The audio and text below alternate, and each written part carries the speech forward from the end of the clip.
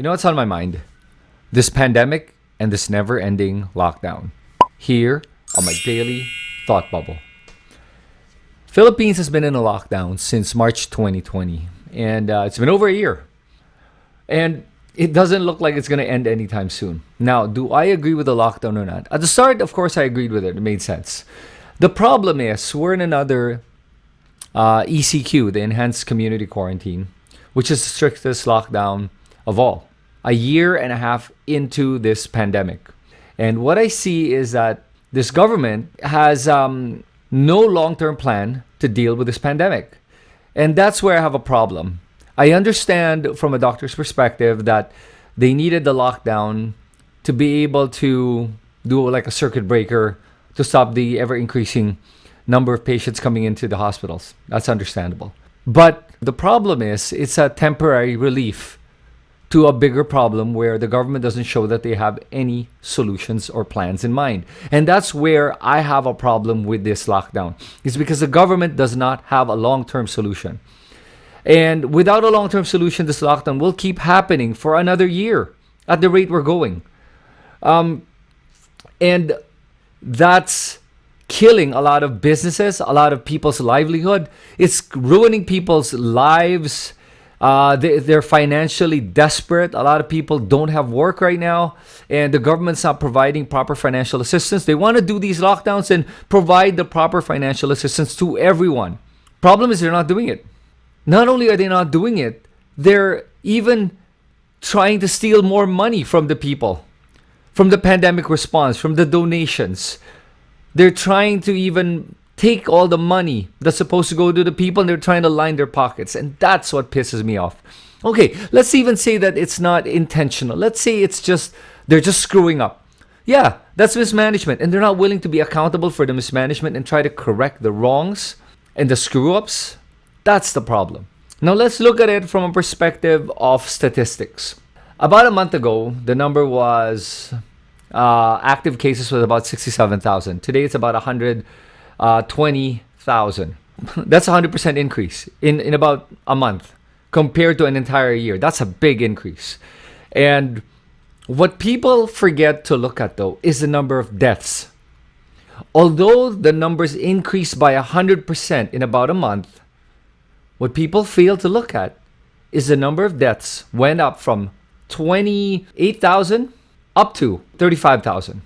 So it didn't go up by 100% the number of deaths, meaning that the number of deaths have lowered significantly for several reasons. Number one, we know how to treat this better. We know how to deal with COVID now. Number two, people are vaccinated. We have a very low vaccination rate. I think we're at less than 20% right now. Very, very low.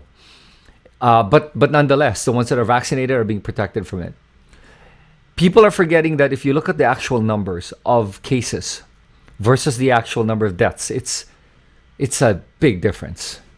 And I think that's what we have to look at, and we're forgetting to look at these statistics. So I actually looked at the statistics, and I looked at the Philippine statistics. And it turns out that right now, as we stand, of all the cases, people over 60 comprise only about 14% of the entire cases of the Philippines. 14%. That's a small number.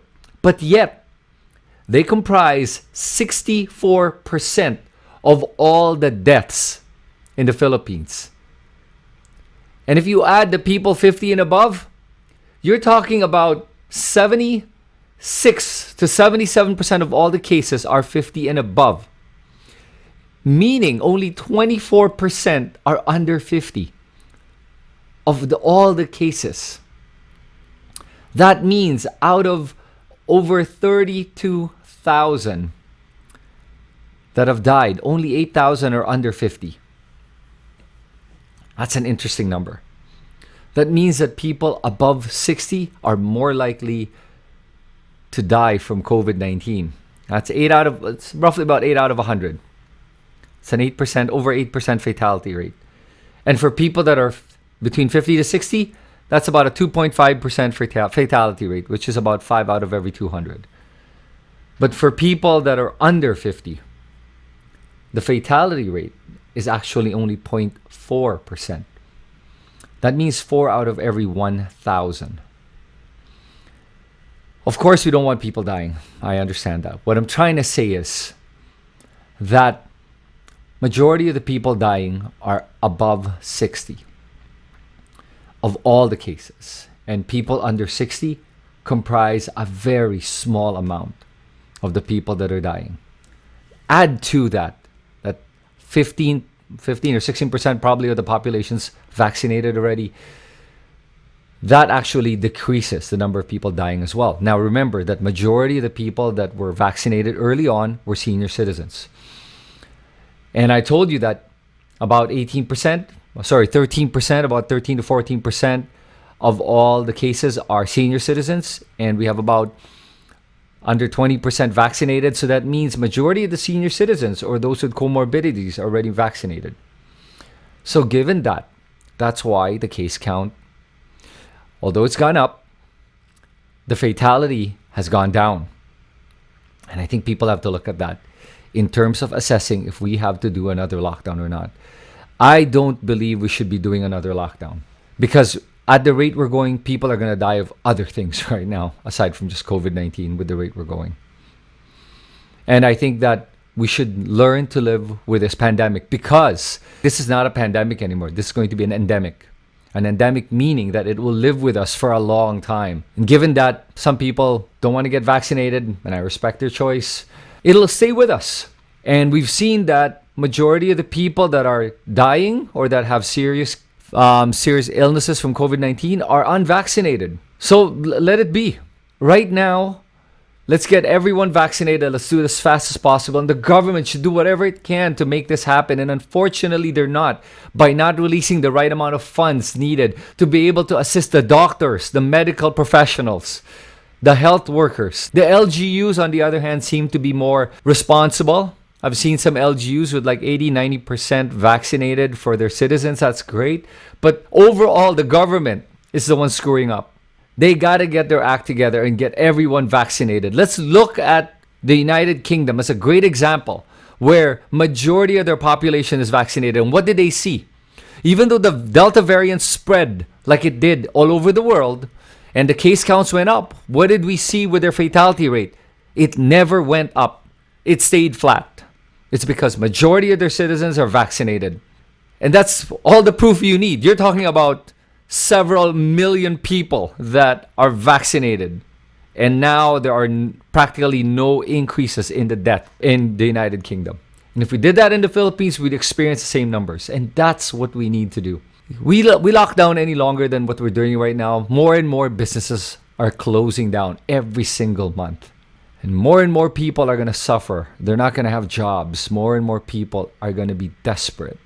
And that's going to cause a lot more problems in this pandemic. And that's why I don't agree with this lockdown.